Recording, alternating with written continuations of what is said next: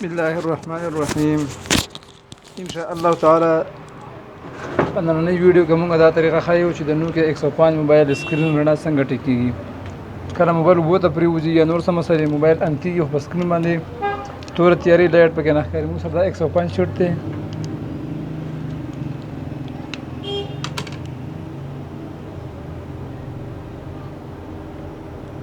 اوس آن شو په سکرین باندې رڼا نه ښیي. چاته پته نه چې آیا دا ان کېږي یا نه ان کېږي.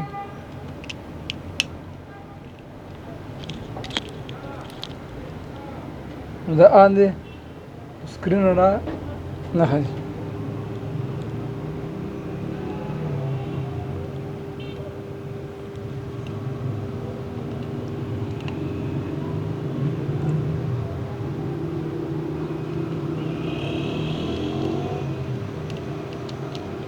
سکرین باندې رڼا نه راځي.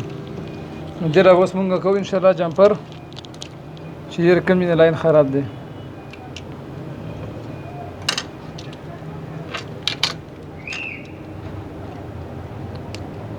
اکثر دلته کې لاینونه نیسي چې دا ټکي په نور مسله وي. دوی د لاینونه ماشاءالله ټول صفا دي برابر دي. نو دوی به دې لاین کټ دی لاین کټ دی. نو اوس به مونږ د بل دي نه جمپر کوو. دی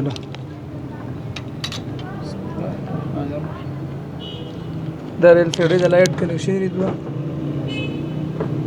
ده. اوس به مونږ دې نه جمپر والو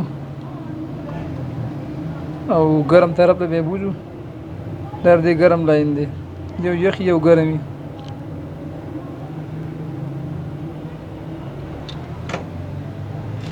دا دې جمپر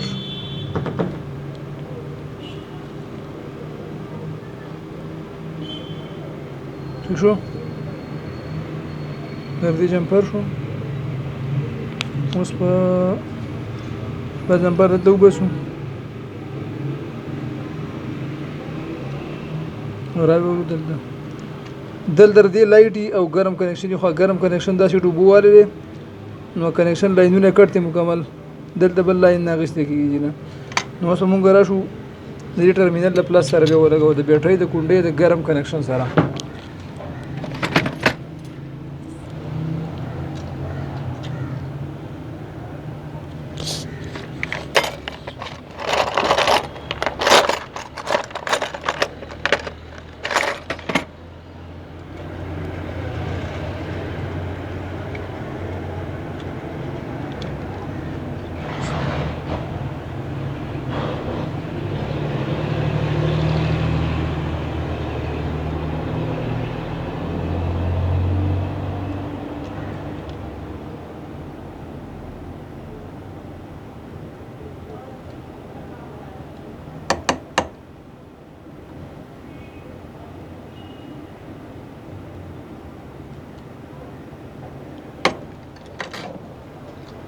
تر موږ ولګو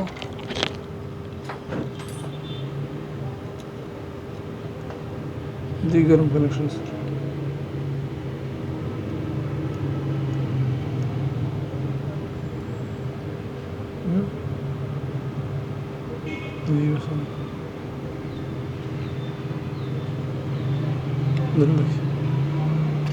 دا اوس موږ ان کو چې آیا به دې باندې لایټ راغی که رانغی.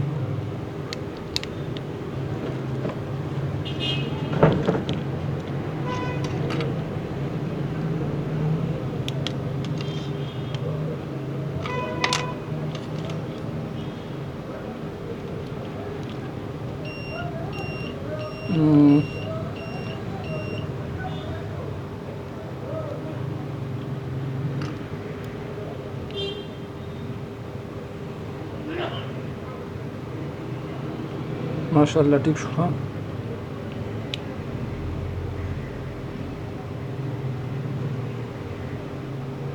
دا موبایل ماشاءالله ټیک شو.